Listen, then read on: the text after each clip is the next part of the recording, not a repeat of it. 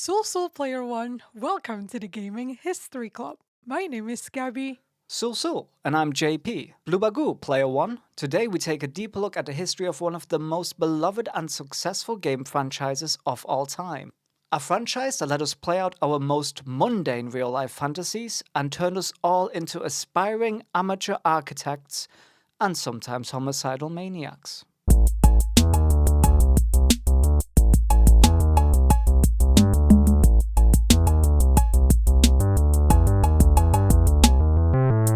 So, Gabby, I believe you are a little bit more accustomed to The Sims than I am. What's your favorite thing about The Sims? Probably I am actually. I mean, I like The Sims more than you do. I feel like that's fair to say. But most favorite thing to do, probably using the rosebud cheat to get all of the simoleons to fund all of my house upgrades. I mean, why are you even playing The Sims if you don't have money to put a new wallpaper in your bedroom? Yeah, well, because you're simulating real life and money is hard to come by, apparently. So Yeah, why do I play games then to do that? that's Let me just do real life if that's the case, right? yeah, fair point, fair point. I also like The Sims, but only really played Sims 1 and 2, I didn't really continue afterwards. But I really liked having office furniture. Oh, Yes. oh, And at the start, of course, you ain't got much money. And I true. wasn't as clever as you cheating, right? So I really enjoyed like as soon as I get some money, first thing I'm gonna do is I'm gonna upgrade my office. Yeah, I'm yeah. gonna have the nicer computer now. Oh, can you have a nicer computer in The Sims? Yeah, I'm pretty sure you could. Yeah, Sims 2, definitely. I even remember what my dude was wearing, my Sim, in Sims 2. He had a green jacket with blue jeans and brown shoes.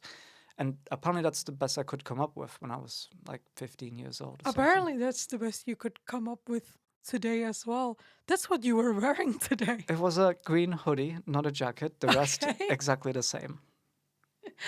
Close enough, I would say. Yeah. Another thing we realized, talking about our extremely small circle of friends here, it seems that The Sims was extremely popular with our mothers, right? Oh, with mothers. Yeah, with Really? mothers. So my mother loved it. Brad's mother loved it. We can talk about Brad. He's been a guest here before. Brad's mom Okay. loves it. Yeah. Was this really successful with women, you think? Well, yeah, it was actually super popular with women. That is true, but we'll get to that a little bit later. I mean, we're not going to delve into the statistical player of The Sims, but we'll talk about that a little bit more Yeah, later, we're gonna definitely. we're gonna be staying strictly Plumbob today, are we? Yeah, we call this episode Plumbobs and Thingymabobs. Is that right? Yeah, that's what we Well, call it. funny you should ask because apparently not even like the developers are quite sure how to spell it sometimes. So Yeah, okay, that makes sense. Do you know what a Plumbob is, by the way? yeah, of course it's the. Oh wait, that's a trick question. That is a trick question. Are you asking me what a real Plumbob is, or are you asking me like what the thing in the game is? Well, both, I guess. Ah, okay. Yes, of course. I researched this episode, Oh, honey. yeah, you did. Yeah, you did as well. That's true, actually. But Yes. yeah, the name came from a Latin word called plumbum. Did you know this one, though? No, I didn't know No, that. you No, didn't. not at Okay. all. No. So your research seems to be different than mine. I researched the non-important stuff. But that's the interesting stuff. So yeah, you probably get more credit here than I do. Yeah, probably. So as a Plumbob. In The Sims, Plumbum was likely designed to resemble the tool because it is suspended over the Sims head, like a Plumbum over a mark. So a Plumbum itself is basically a tool that is attached to a line directly above a mark on the ground and raised to allow a builder to take measurements to ensure like verticality of a structure so you know how straight it is. So I guess enough about the Plumbobs itself. Let's talk about The Sims. How did Sims even become a thing in the first place as a game? Well, let us see first what kind of game The Sims even is. So, the defining characteristic and game mechanic is the simulation of people and their relationships to each other. So, what I mean by each other in here, right? It's between player controlled characters, so the character inside the game, The Sims. The Sims. Yes. Yeah, which we call The Sims. And also the non-player characters, NPCs, Yes. basically. The Sims you don't control, Hmm. perhaps, for example. Yeah. Because obviously there's a lot going on in The Sims. You could also be like, oh, well, it's an architecture game. You know what I Yeah. mean? Like, there's so much to The Sims, obviously, but yeah, that is the defining characteristic, the relationships between the different characters. So, although The Sims has always allowed you to do more than just influencing relationships between people in game, well, I say people, you know what I mean. I mean, like the characters Yes, within the game. the Yeah. Plumbobs. The Plumbobs. Well, the Plumbobs of the characters, I guess. Anyway, such as managing their needs, finding a job, building a house, decorating it, and so on. Everything that we probably are a little bit lazy to do in real life, basically. Yes. Yeah, The Sims is first and foremost a social simulation video game.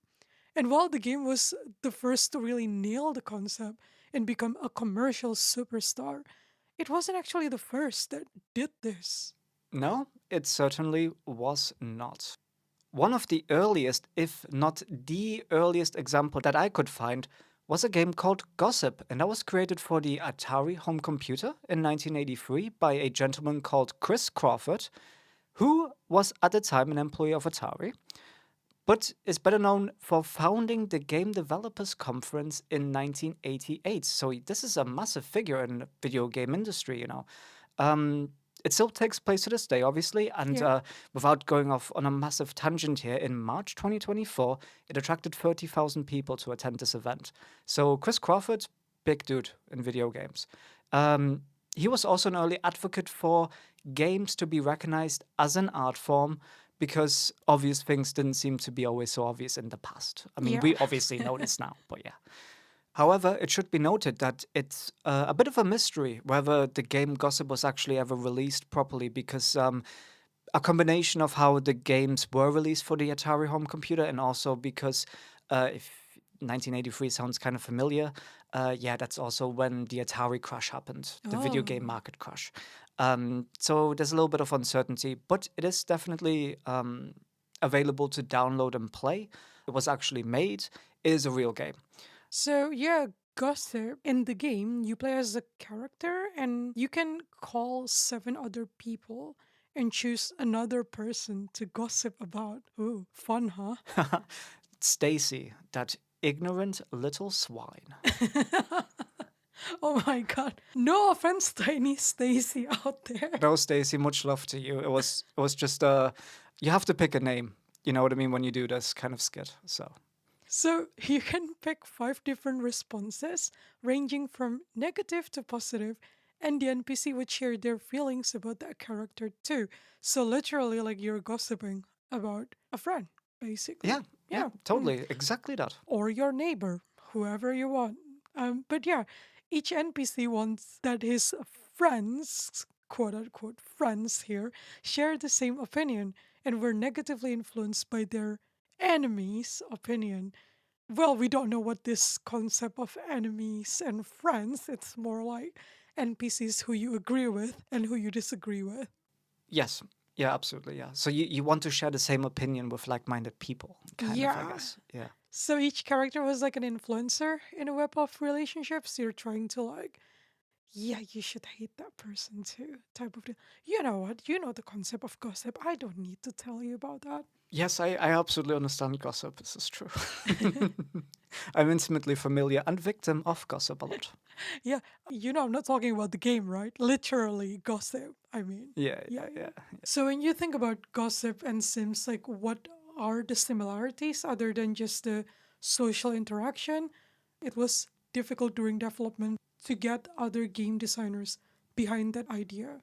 Yeah, people just thought it was going to be boring. And yeah, that's something that The Sims would struggle with as well to To convince, basically, yeah, yeah. absolutely. Yeah, yeah. Yeah, and just like The Sims, actually, with gossip, there was no end objective within the game.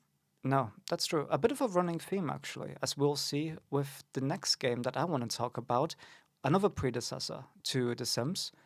It's also a little bit more obvious now because this is actually really, really similar now to The Sims, but just with less hardware capability. So this game is called Little Computer People, and it was released in 1985 by Activision, and it was released for like quite a number of home computers. I'm not going to go through all of them. This was back when there was more than just PC, Linux, and Mac. This was when we had like 30 different home computers. So, and it was released for like a whole lot of them, okay?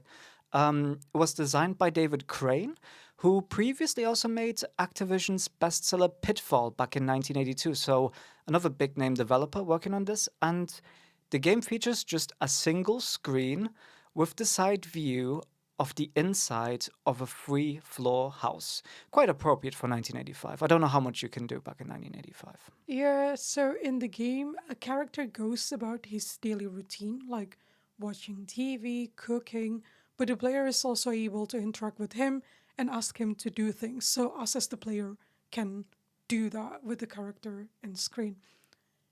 And we mean ask because the character can just flat out refuse to do what you ask of him. So yeah. Yeah, if he don't feel like it, he ain't going to do it.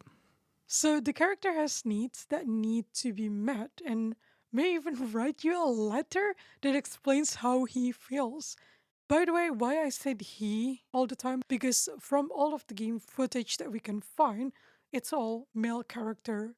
And I've never actually played this game, so I'm not sure whether you can create your character the way you want it to be. Yeah. I was like -6, so I definitely didn't play that game either back then. But I'm pretty sure it's a little dude. Yeah, Yeah. yeah. You can even play card games with him, like poker, and offer him presents. So, yeah, this game also has no clear objective or end game, basically. Super cool fact about this game, though, each copy slightly modifies the parameters of the character to give each computer person a slightly different personality. So, your experience playing Little Computer People might be different than your friend's experience. That's crazy, right? Because imagine if you say to your friend, my little computer person, he never does what I tell him to.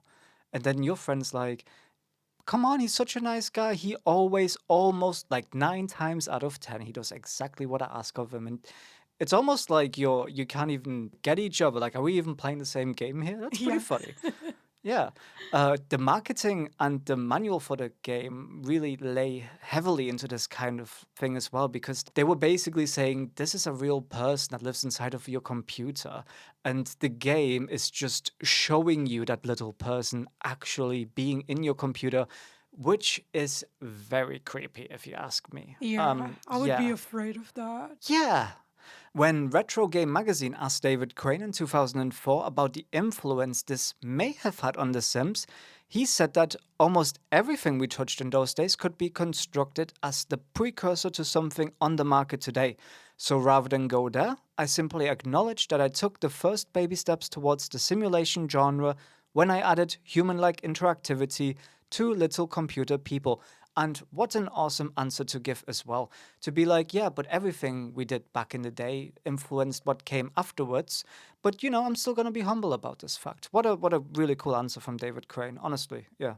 But of course, when it comes to social simulation, there are many other games that have had some sort of relationship building between characters, especially if we're looking into Japanese games such as Harvest Moon and dating sim games, basically.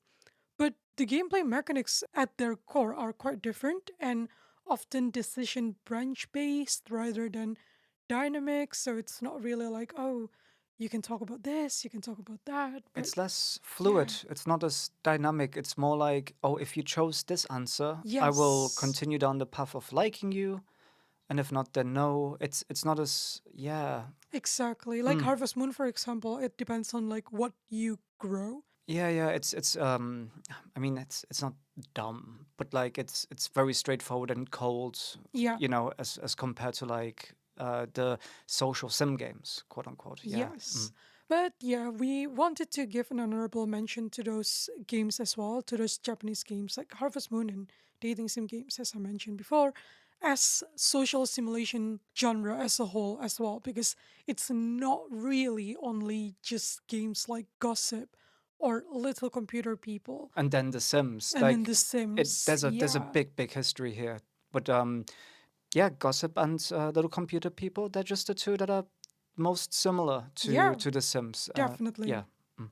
Okay, so now let's really talk about The Sims, right? It would be absolutely impossible to talk about the history of The Sims without talking about its designer and, the overall game hero, I guess, of The Sims. Overall legend, Overall legend, yeah. epic legend, some might say. The man, the myth, the mystery. Yep, which is Will Wright. JP, do you want to start off talking about Will Wright? Yeah, let's do it. Let's dig into Will Wright. And it's going to be really easy to see why he was the person to give us the Sims franchise, right? So, first of all, his father was a plastics engineer and his mother was an actress. So, we can safely assume that very early in his life, he will have had an exposure to things engineering and the range of human emotions in some form or another. I mean, kids don't always take after their parents, but at least he will have had an awareness of, those two things, right? Yeah. Growing up, he says he enjoyed playing strategy games and board games. And when he went to university, he started in architecture, but he switched to mechanical engineering after just a couple of years. And while he was interested in robotics and space exploration, he also took interest in history and language arts. And eventually, he fell into computers. He moved to New York's New School, a private research university, and while living in Greenwich Village, he purchased an Apple II Plus computer, and he taught himself programming languages to implement Conway's Game of Life, also known simply as Life, which isn't really a computer game. This could be a whole nother episode about what Conway's Game of Life is, and I won't explain it here. It goes into like genetics and like cells and maths a little bit. It's more of a simulation thing than a game, really. But we'll leave that for another episode. Super interesting stuff, though, Player One. Yeah, and then Will released his first game in 1984 for the Commodore 64. It was called Raid on Bungling Bay. It's a 2D shoot 'em up game where a player controls a helicopter, basically. It goes boom, boom. Yeah, when he was working on Raid on Bungling Bay, he got hooked on using the map editor of the game.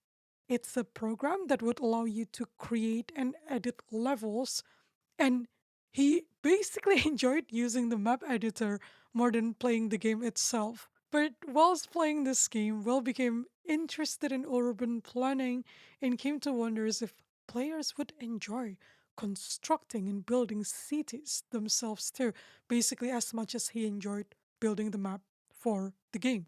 I don't know if you're still wondering, but let me tell you, you're absolutely right, Will. This is gold mine. I know. Continue on this idea.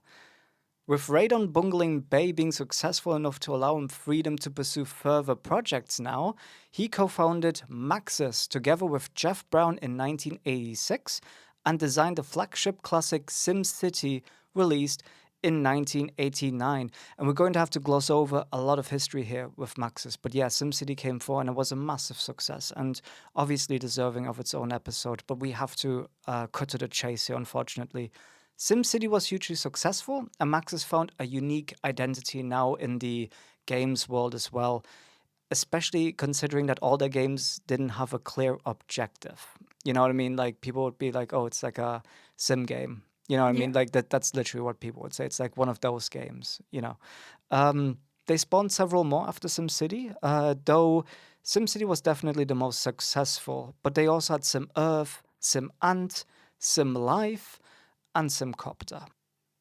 So yeah, at this point, he hasn't actually gotten to The Sims. Still within this SimCity urban planning idea, basically, more than the social interaction. But it was, however, a life changing experience that would contribute to the inspiration of creating The Sims. So, in October 1991, firefighters responded to a grass fire in the Berkeley Hills in California. Believing to have fully controlled and extinguished the fire at first, and then leaving the scene, apparently the fire reignited the following morning at 11 a.m. and quickly overwhelmed the available firefighting resources available locally and regionally. The fire would cause 25 deaths, injury to 150, and destruction of almost 3,000 houses and 500 apartments. Will and his wife were among those that needed to evacuate at speed, having woken up to the smell of smoke caused by the firestorm. Yeah, he said in an article the wind was coming from the east, which was unusual, and there was a lot of smoke. I called 911 and they said everything was under control. He went to shave and shower, but the smoke was increasing at such a rate he was prompted to phone 911 again. It was happening so fast and it was out of control, he said. His neighbors had left a 2-year-old child with grandparents, and Wright knew they didn't have a car. So he had to persuade them to leave, but eventually they agreed to come with him and his wife. After Wright had grabbed some pictures, which, by the way, I'm gonna have to tell him off for that because in an emergency situation, you keep all of your belongings inside the plane, right? And then you evacuate quickly, right? So I'm gonna apply the same logic here. I'm sorry, leave the pictures, go save everyone instead. Anyway, the group jumped in his car and they headed down the hill. And at this point, the fire was surging forth at such a quick speed that they were driving through a corridor of flames. And I can imagine that just like in an action movie, by the way. When they returned home the following day, nothing was left except for some lumps of metal and the remains of their car. Yes, so when he returned home that following day and seeing all of those lumps of melted metal and, the remains of the car, which, if you imagine, it must be pretty sad, right? You would think so. You'd feel like, you all your possessions, like I mean, obviously you took pictures of him, but like there's a lot of sentimental value to a lot of your things that you have inside your house. Yeah, and apparently at this point, Wright discovered that the loss of his possessions did not overly affect him. He said in an article, the interesting part was to find out that I wasn't really that attached too much, he says. I started assessing my material needs: a toothbrush, underwear, a car, a house, and I was surprised how I didn't miss stuff. The fact we got out and none of our family was hurt seems so much more important. Yeah, it's not just that. Because of having to like evacuate in that manner, that is like an actual near-death experience you're experiencing with your family right Yeah, there. Of course, that's going to give you a reality check, isn't it? So, not surprised that those words of wisdom came out of him in that article, really. yeah, and what's interesting? There are like three works that help Wright understand how he could use this undoubtedly traumatic experience to use it for a positive, which is to develop a game. The first work is A Pattern Language by Christopher Alexander.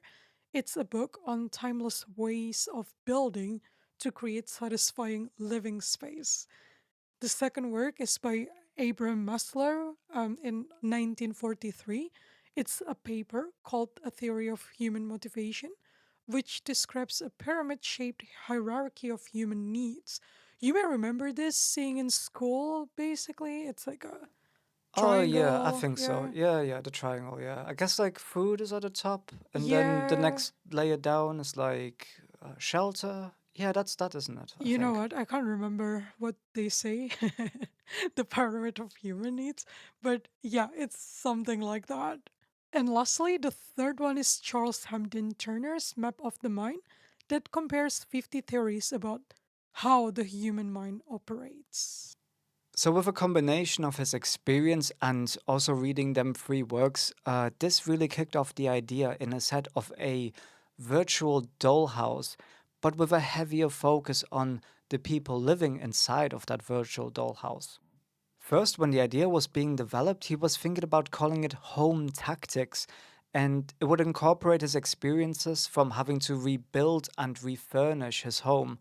And it was envisioned to be somewhat of an architecture simulation game at first. But at some point, someone suggested to him that whatever the house was that was created, that should actually be given a score based on how livable that house actually is in the end and how much people would enjoy actually living within it. Oh, rate your house kind of scenario, eh? Yes. And the board of Maxis were very skeptical with this idea, though.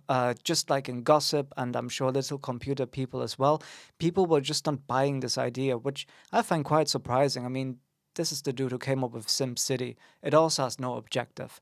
People probably also thought that this game was gonna be boring. Give this guy some credibility and just trust him to make an awesome game, okay? Well, to be fair, the focus group was even quite skeptical though, so, it's good that they didn't go ahead with that particular idea, I guess. Yeah, that's true. Maybe it was for the best in the end. He was able to convince the board, though, to continue his work on developing the game in the background at least. And somewhat cheekily, they gave him a single programmer to help him along with this, Jamie Dornbos, and he was going to support development. And it was during this time that Will is working together with Jamie that they're really getting into the social dynamics now of the people within the virtual dollhouse. No longer was it just home tactics, they're now fleshing out ideas such as visiting other houses and building long term relationships with certain people within that house. Eventually, EA would step in and offer to publish the game idea of what would become The Sims, having been impressed mostly by Will's previous games, obviously SimCity. But EA also needed a little bit of pushing first. They were also quite skeptical first about publishing The Sims. One hot topic of discussion during development was actually, do they want to include same sex relationships in the game or not? Because they were trying to play it safe. They were thinking, right, EA, they might give us a little bit of heat. We don't want to cause a stir. Maybe we should remove same sex relationships from the game because in the original, it was always planned that same sex relationships would be a possibility between the Ah. Sims. Yeah. And although it wasn't the first game to ever put same sex relationships in a game, it was definitely very, very rare. And if you're interested to find out more about that topic, we do have a previous episode called Pixel Pride, LGBTQ plus in gaming, by the way. So go check it out if you want to. Seemingly by destiny, anyway, one programmer didn't get the memo that the same sex relationships are better left out just to make sure EA was going to be okay. So it was actually left in the game. And then, in one of the most historical gaming moments ever, during E3 of '99, they were showing off The Sims on a big screen, and there was a big wedding.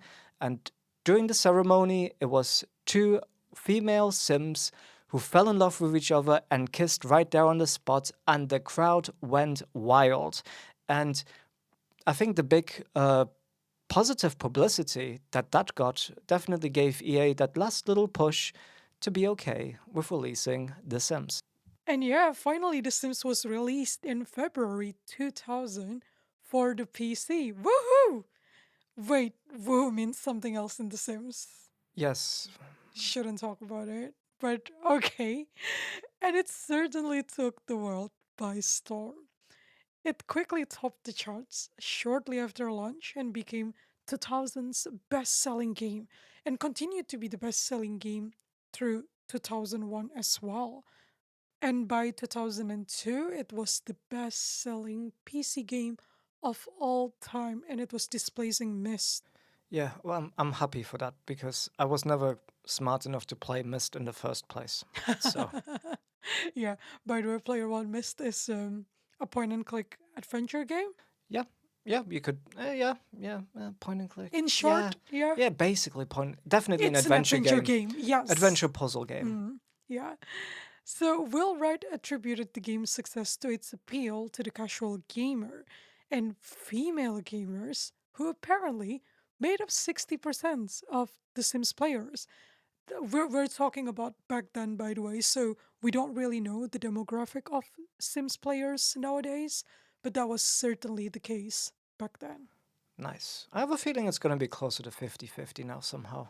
It could be, yeah. The game being designed with user created content in mind, it was easy to introduce mods to, and it was many gamers' first experience to create, share, and use player made content in game.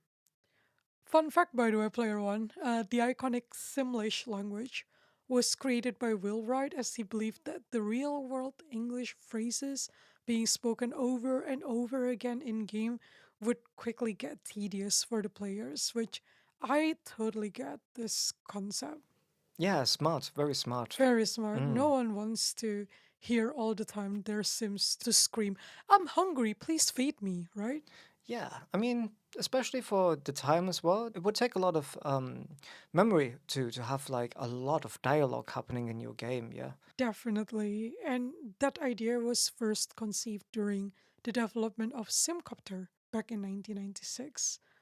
So Will Wright experimented basically with this language and he mashed together some of different languages from Ukrainian to Navajo, Tagalog, and Estonian. But apparently, finding the voice actor for these mishmash languages wouldn't have been so easy, basically. And that Slavic influence from the Ukrainian language was proven to be too strong. So that's why they decided to just mishmash everything and created a new language from this. The minions. No, it's called Simlish, not Minions language. It's completely different. And yeah, anyway, that's why we have this Simlish until now. It used to be sounding a little bit more Spanish in The Sims 1, by the way, but later on they kind of changed it to be a little bit more English. Okay, Yeah. anglicize a bit more. So losing that Spanish thrill, apparently. Oh, well, let down. I know. It's like the best part of Spanish. I know. Yeah, and The Sims 1 can really stand on its own feet as well, with really advanced gameplay mechanics and features, especially for the year 2000, I think. It truly was way ahead of its time in many, many aspects. While there is no endgame objective to the game can certainly be lost, though, in a way. I mean, your Sims can die from starvation, house fires, drowning, electrocution. Also, you can be very severely penalized for playing the game wrong. So, if you allow your Sims to constantly fight, for example, Yeah. one of them might move out. If your children do really badly in their studies, they will be sent to military camp, which is like the most realistic thing in a game ever. Also, with if a baby's needs are not being met, well, social care will swiftly remove that baby from your evil clutches. Also, very realistic.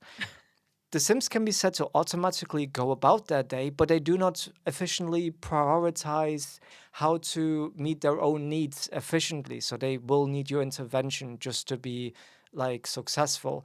And that makes me wonder if the Sims players have a higher affinity for controlling themselves in real life. Are you saying I have higher affinity for controlling myself? Because I used to play a lot of The Sims. Yeah, but I played it just a little bit too, so I'm almost there. So you're not that far ahead of me, okay? You're like level 75. Look, I'm like level 26. It's okay. Back to The Sims 1. The game used a mixture of 3D graphics for the game characters, but it was also 2D isometric for the actual game world, which was actually a pretty smart choice that definitely contributed to the game's massive success because it took a lot of needed resources out of the computer. So, though fully 3D games were definitely very much established in PCs and consoles now already, it could still take a lot of effort for just like your regular home computer that you use for emails and AOL chats to play a pretty good game. So, if we want to use an example, actually, the Sims minimum system requirements, yeah, they were 233 megahertz of CPU, 32 megabytes of RAM, and a 2 megabyte dedicated graphics card. So let's compare that with a flagship 3D PC game that came out a little bit more than 1 year before that, right? Let's take Half Life. That was released in November 98, and that required double the CPU speed, triple the RAM, and an 8 times larger dedicated graphics card to run at minimum. That's difficult. Yeah, so you can see how realistic it was for your regular home computer to probably be able to play Sims. Yeah, it definitely was like a new game. It was innovative. It was fun, addictive to say the least, and apparently it didn't really need the full-fledged gaming PC to run. So it was a no-brainer basically for a lot of people to jump into The Sims. Oh, yeah. Do you know what I remember most about The Sims though? Pools? No, ladder and poles. Yeah, yeah, I know. No, Plumbobs. Plumbobs. No, it's actually their expansion packs. Oh, yeah. There were so many expansion packs. For The Sims 1, there were seven released, expanding the game in many ways, adding more characters. You can have pets, you can have a career, like you want another career other than your real life, but there you go, you can. Many more items, the ability to go out on dates, go on vacation, and more. So the last of the expansion pack for the first Sims game, The Sims, was called Making Magic that came out in October 2003. So that's 3 years following the original game's release. That was a true testament to the popularity, success, and the demand for more Sims stuff at that time. Yeah, no doubt. For the first game ever in the franchise, and 3.5 years later, people still want more content. Yeah, that is really saying something. Yeah, and in the first The Sims, it was considerably simple, actually, the game. In the life cycle, you only have adult, you can have baby, and the baby can turn into a child. But there is nothing more after that or in between. In Making Magic expansion pack, so the last one, they allow magical children to grow up by using the Age of Instant Charm, it's called, and they can become an adult. However, though, their heads will be completely randomized and it may not look like the way they did when they were a child. So, yeah, you can have a child with a red hair and grow up to be a black haired adult. It's completely possible. Oh, just a bit of a letdown. I mean, it breaks the immersion a little bit, yeah, I guess, yeah, because you were hoping that that child would like grow up to be looking like what? Like the child. Yeah, Yeah. right. Oh, But it's not. And the worst thing is like that change is actually permanent, so you can't really reverse that. So yeah, you're forever looking different by this age of instant charm.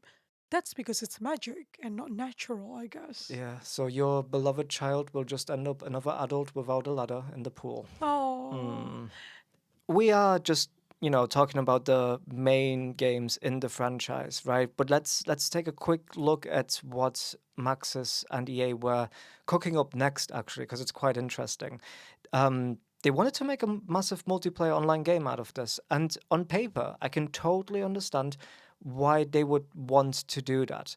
Indeed, there was also lots of press coverage about it, and by most accounts, it was expected to perform incredibly well. But when The Sims Online was released in December of 2002, most people were really annoyed. They were complaining it was very generic, it was repetitive, and it was more of a chore than like a fun game to play. There simply wasn't much to do, especially if you compare it to classic MMORPGs where mm. you have that social dynamic anyway because everyone is playing a character, but you also have the RPG element of usually fantasy of, yeah, I'm a knight, let's go out and hunt some goblins and quest and what have you. So it didn't actually have a lot to offer if you put it online. It really was that single player experience that made it special. Anyway, the game garnered notoriety for being a place that had featured a lot of verbal abuse, a lot of cyberbullying, and a lot of cyber lovemaking as well. It was kind of known to be one of them places for that. It was deemed a failure in the long run, and it was shut down in 2008. Let's move on to the second game, so The Sims 2. The Sims 2 was released in September 2004, so this time around though, this game is in full 3D, meaning that the immersion drastically improved with being able to see your architectural disasters. Well, or masterpiece, I don't know. Most likely disasters. Most likely disasters. From all 360 degrees, so you can see it from all angles you want. Nice.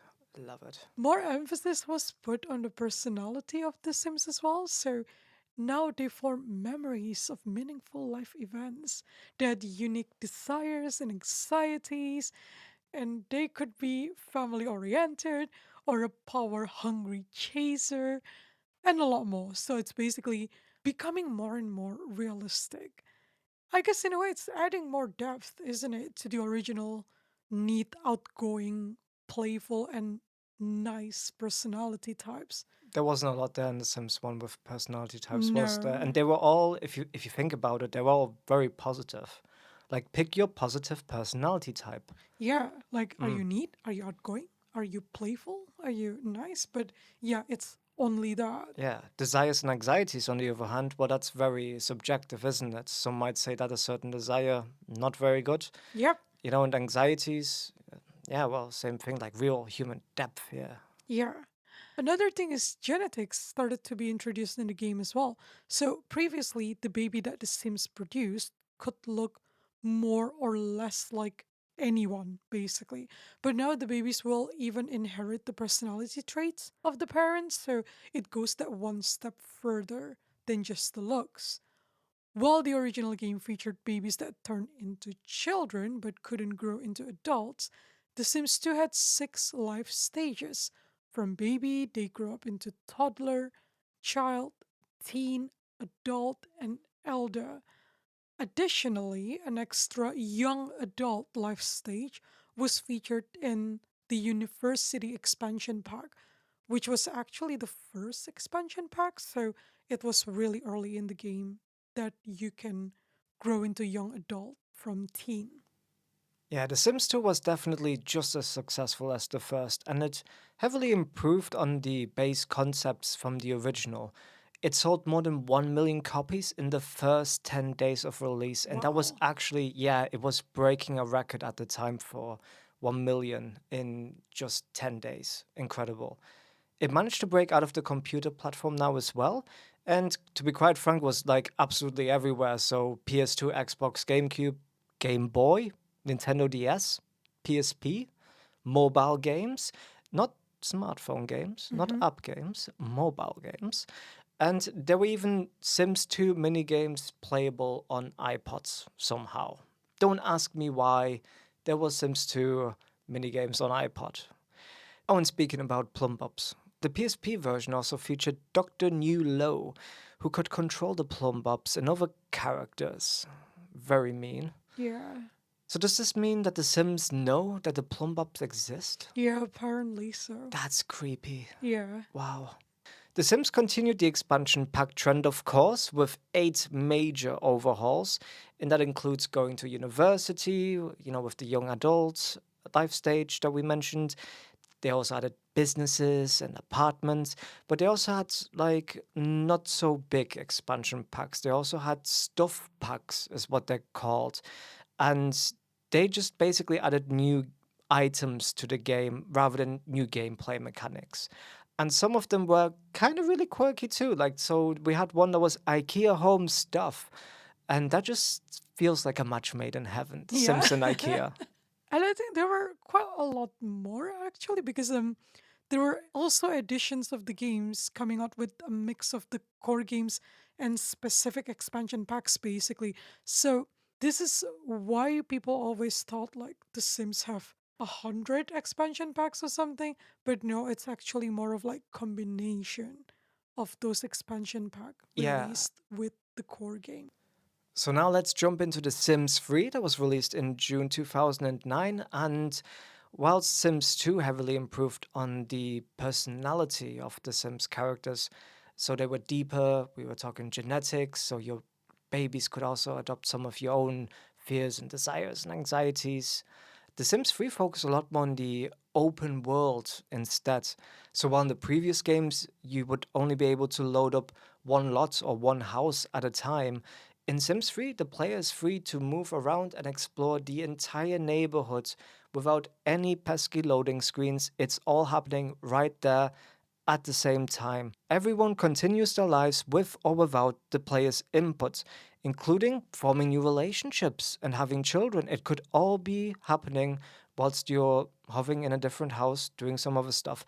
But you could turn that off with a story progression feature as well in case you really want to see what's happening, which can totally understand.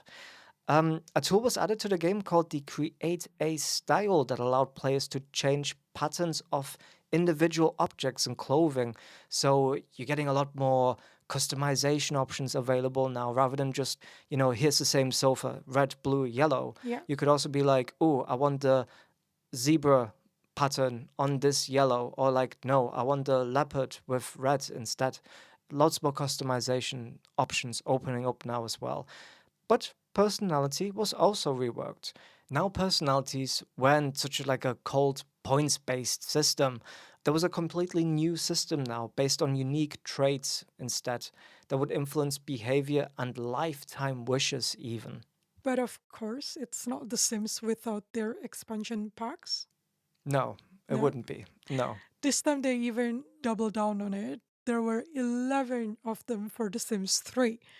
Many of those inspired by The Sims 1 and 2, actually, like university, pets, holidays, quite similar to what have been released for the games before.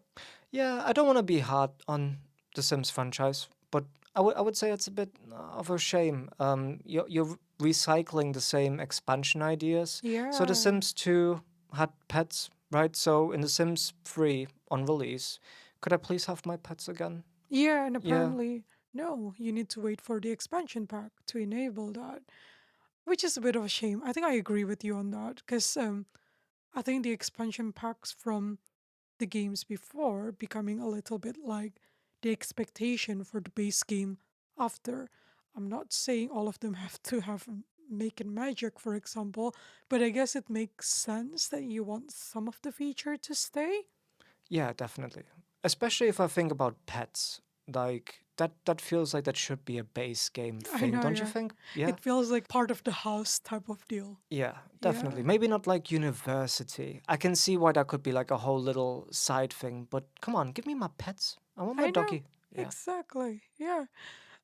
But the expansion pack, which stands out, is Showtime, released in 2012, which added ways for your Stardom expiring sim to tour in your friend's game and had in game messaging. So, again, this is more of like that open world thing again, right? You can go to your friend's game, put on a show basically, and message them, which is great. Playing around with the online features after the craziness that was The Sims Online, anyway. Yeah, apparently so. Mm. New as well was the addition of an online store to buy stuff, so you can buy one of the 9 stuff packs, it's called. One of them is Katy Perry's Sweet Treats, for example. I never actually bought those, but yeah, you can do that in The Sims 3. So, yes, you can tell here the Sims franchise again massively developed and improved on their social simulation formula, actually creating that social interaction even more from human to human player. And the game sold well. It sold 1.4 million copies within its first week. So the last Sims game we're going to be talking about, because it's, well, the last one as of current, was Sims 4, released in 2014. Mm. And Sims 4 was actually going to be another online experience first. But EA and Maxis decided differently, very, very close to release as well. Because in 2013, they released SimCity, and SimCity was mandatory to be played online. And it was plagued by glitchy, buggy servers, and it was unfortunately not very well received by players or critics alike. And so EA and Maxis decided we better make a single player experience instead that the Sims players were used to as well. They needed this to be a success because SimCity unfortunately flopped. Stick to the formula. Oh, yeah. But you know what? The game still got off to a really rocky start. Maxis informed players that Sims 4 would need to leave out features that were previously taken very much for granted from the previous games, apparently due to time and technical limitations, as they said. So they were taking things out that would later be added back in. But these were like some very, very basic things, you might say. So the toddler life stage, that complete life stage didn't exist. The open world style neighborhoods didn't exist, which was arguably like the biggest thing from Sims 2 to Sims 3. Yep. That was like the mind blowing thing, and that was just not in there. Even swimming pools were gone. How are we going to remove ladders now? I know, right? Yeah. Yeah. Where would the leather be? Yeah, where would you remove it? Even the create a lifestyle feature was absent too. The game suffered from loading screens and glitches. Let me tell you, for the very first time in the entire Sims franchise, things were not going well at release. It was met with poor reception at launch, and reviewers often mentioned the reasons that I mentioned as to why as well. But of course, nevertheless, The Sims 4 rose to become the most played Sims game of all time. The base game was released as free to play just about 2 years ago in October 2022, and in April 2023, EA released a press release declaring a total more than 70 million players worldwide. Wow. Wow, that is Wow. a lot of players. So they really did cyberpunk basically on their game, which was a flop at first, but then becoming a huge success later on. Yes, but Cyberpunk wasn't made free to play, was it? No. Was it? You wish. So yeah, basically, although it's almost 10 years late, they still made up to their mistake, basically, By making it free. by making it free. It was a genius idea if you think about it. Yeah, but they also fix all of the things in the game, which is a great thing. So let's take a look at what improvements are there in The Sims 4 from the previous game. More glitches, more bugs, more errors. No, when they're already fixed, when they're already Okay, sorry. good. Yeah, go on, go on. First one is it's including characters expressing emotions based on events that are happening around them now, so they can react to things that are happening around them without us telling them to. Ah, yeah. Okay, yeah. Yeah, Mhm. and apparently the build and buy mode condensed into one, so it used to be two different modes, but you can just go to build and buy, That sounds a lot easier. definitely. And most importantly, now you can sculpt your sim to be exactly as how you want them to look like.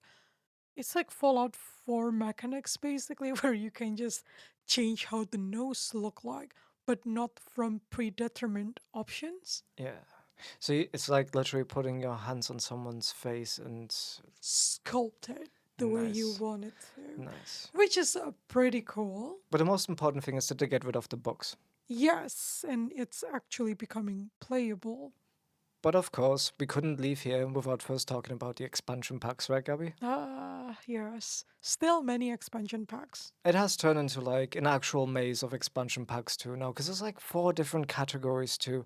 So you got like the major expansion packs, of which, by the way, there's like 16 of them now. So that's just within one category, isn't it? Yeah, the big one, the one that's like, the one that matters too. So you got like, the types of university and Mhm. yeah, those ones. Or Lovestruck, which only just came out in July 2024, just 2 months ago at the time of recording, actually. 10 years after the game's been released, yeah. That's crazy. Yeah. So you've got them expansion packs, and then you've also got game packs, which are not. I mean, they're like a mixture, so it's kind of like between the expansion packs and what we used to call the stuff packs. Right, okay. Yeah, so it does add some features, but it's not so crazy big, basically. We still have the stuff packs too, so that's 3 categories. And now there's also like kits, which just focus on like very certain items of furniture and just add very, very small bits to Okay. in-game items, yeah. Okay. Well, that's a lot of different packs. Yeah. But what does the future hold in store for us? It has been 10 years since the last sim game. Maxis, well, they started working on the next iteration already, and they codenamed it Project Renee. And they did that in October 2022, at the same time as Sims 4 was made free to play. We'll leave a link in the description. Let me just tell you, we are really excited for the next step of this fascinating franchise that is The Sims. Yeah, it looks really cool with this Project Renee, isn't it? They say that Yeah. items are more shareable within players, apparently, and stuff. Not just the gameplay though, like it looked very zen to me. Maybe because they were like making this really, really nice apartment looking area when we Yeah, looked at it. more But like architecture stuff. Yeah. just watching them play it made me feel kind of relaxed. So Yeah. I'm really looking forward to something that relaxes me. And with 4 main games, at the time of this podcast at least, The Sim is still amongst the best selling game franchises of all time. But it's worth noting that this figure seems to include sales made from all of those many expansion packs as well. So it's not the base game only, it's all the DLCs too that they're counting. But if we do count those, then the franchise has sold 200 million copies, which, to put it into perspective, that means The Sims is kind of like just under Minecraft with 238 million copies, and franchises such as Lego and Assassin's Creed, which have, almost made 200 million copies. So, massively successful franchise. Sometimes maybe easily forgotten just because the last game is like 10 years old already. So thank you, or Badish, for joining us, Player One. We hope you enjoyed our history of The Sims. We talked about all the Plumbobs and Thingymabobs that there's to know about. So yeah, what about you, Player One? What was your favorite Sims moment? Do you have any favorite expansion pack? Well, share with us and drop us a message on our website, gaminghistory.club. New episodes of Gaming History Club are released every other Wednesday, so make sure you subscribe and follow us on our social media. We're on Instagram and Facebook as Gaming History Club. Come back in a couple of weeks, Player One, because after speaking about life simulator games, next time we will look into what you might call life ending simulators, also known as first person shooters. See ya, or dak dak.